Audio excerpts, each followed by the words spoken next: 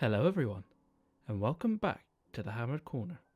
Today's video is the first episode of my Coin Collector Chronicles, talking to well-known collectors about their coins and different experiences whilst collecting. So without further ado, here is the first episode with my good friend, Robert Fox. Hello everyone, I'm Robert Fox. I hail from Gosport, opposite Portsmouth in Hampshire. And whereabouts are you now, Robert? Oh, and now I'm in Colorado, in America. Loads better, I reckon.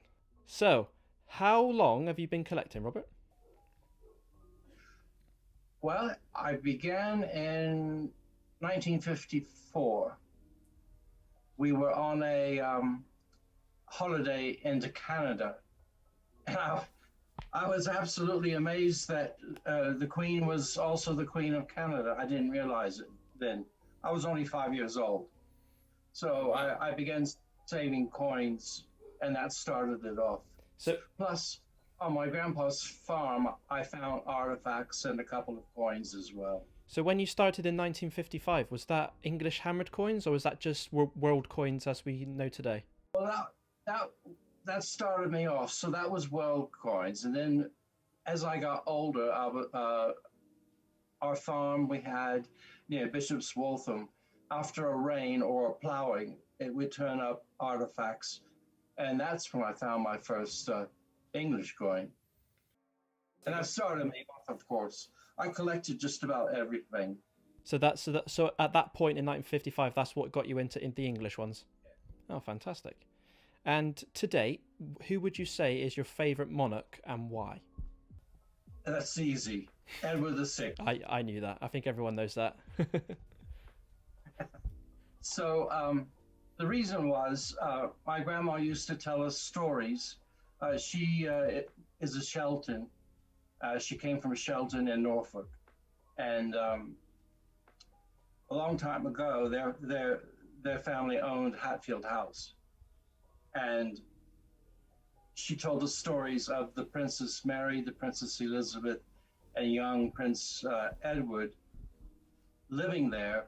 They took care of them, and then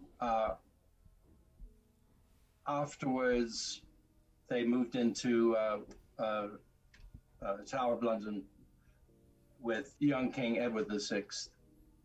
So she told us those stories, and I was very young, and I kind of identified with him, kind of a bit of a loner and didn't have many friends, and I started reading up and got interested, and then the first coin I wanted was Edward VI. And do you remember what coin that was and when you got it? Oh yes. It's framed. I'm sorry. That's all right. It was a shilling. Most of my early collection I have framed with photographs of the monarch, not photographs, prints, antique prints. So, question number 4: what English hammered coin has been in your collection the longest? Longest would have been the first Edward I ever found. Edward I, silver penny.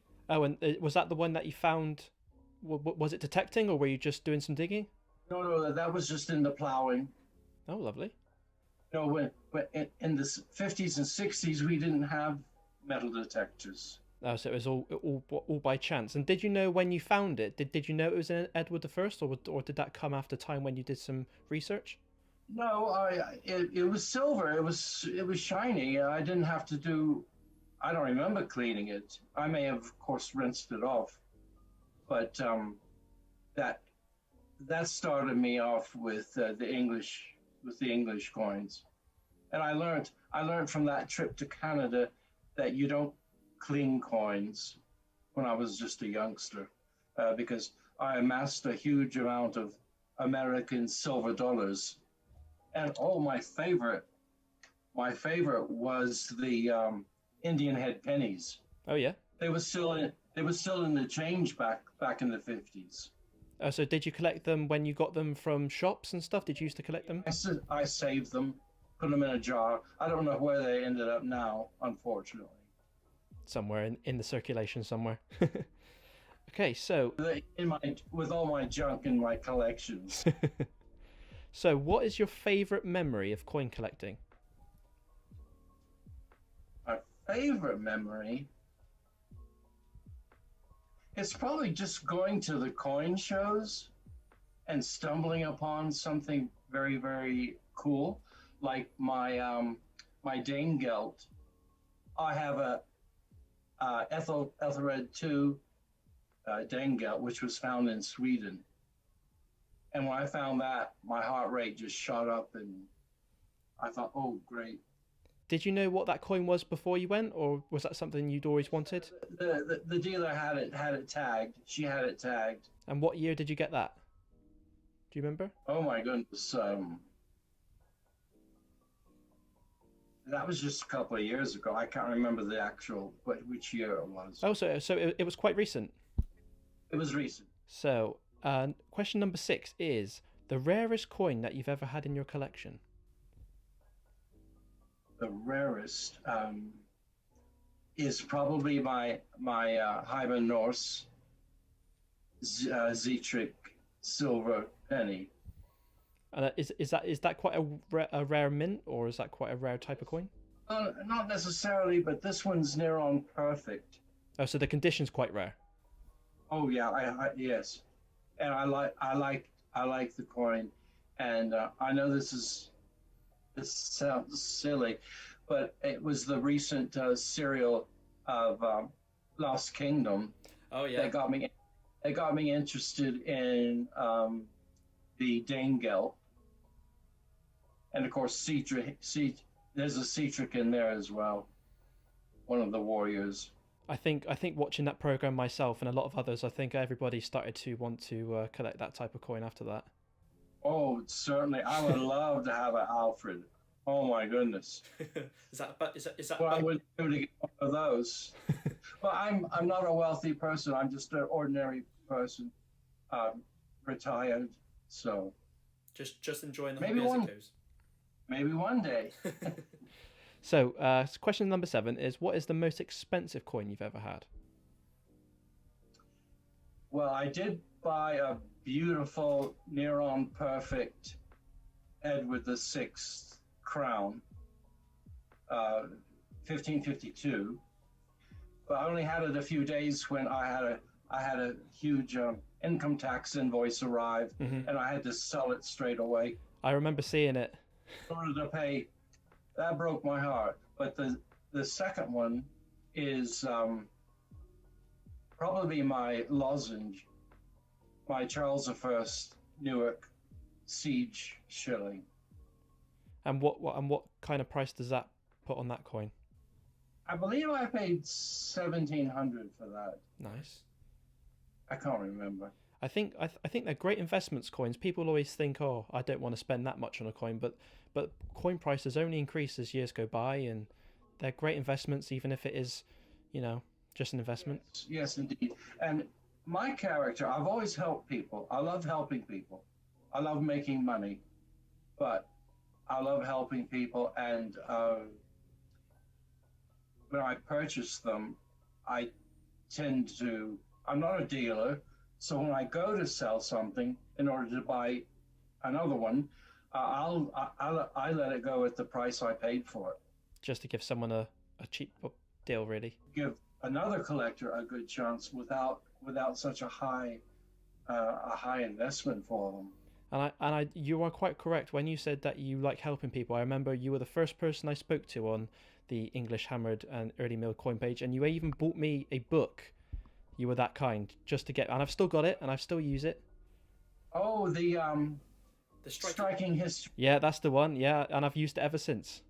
That's awesome, especially for beginners. I use it all the time. I read it sometimes just to read it. It's a fantastic book and a great gesture that you gave to me. So that brings me on to the next question: is do you have a bucket list coin, one coin that one day you wish you could acquire? Yes, I do. Okay. It would be an Alfred, but with a portrait.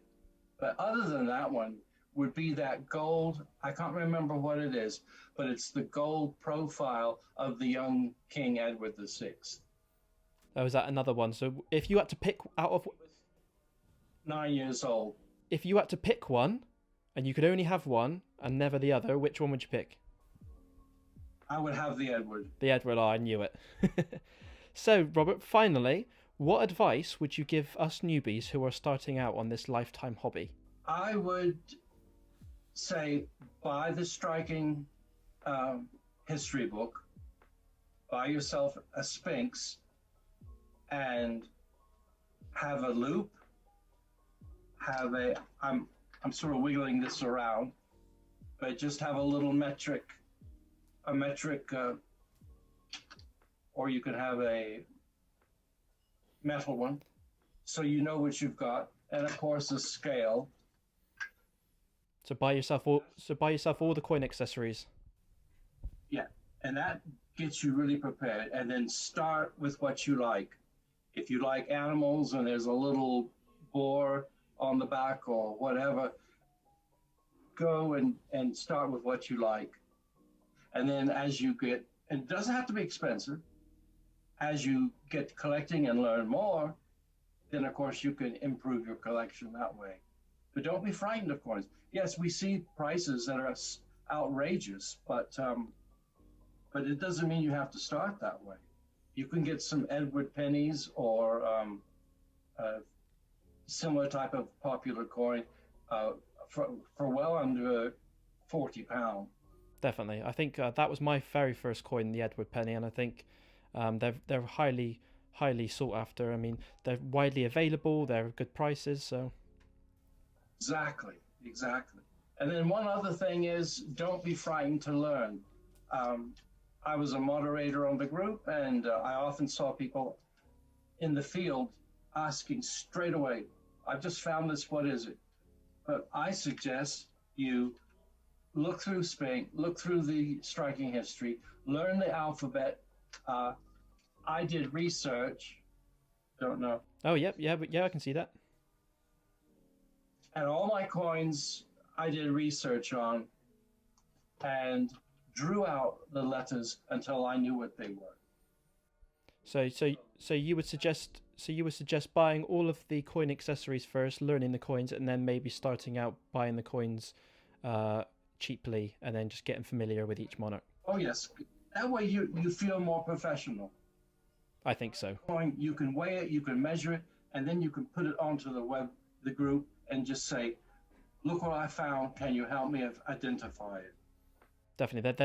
There's plenty of people on the groups who know how to help people, and it sure did help me.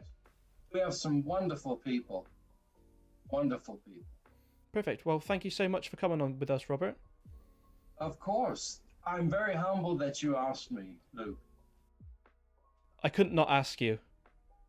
Being my first friend, you deserve to be the first person on air. Oh, thank you so much. Right. Well, thank you, Robert. Of course. Cheerio. So there you have it. A very small window into Robert's life collecting. Huge thanks to Robert for being on the channel and for sharing his wisdom and experiences with us all. If you have some great coins and experiences collecting, please get in contact with me about being in a future episode. For any coin tickets or accessories, links to my Facebook page are in the description. Thank you for watching, and as always, keep collecting!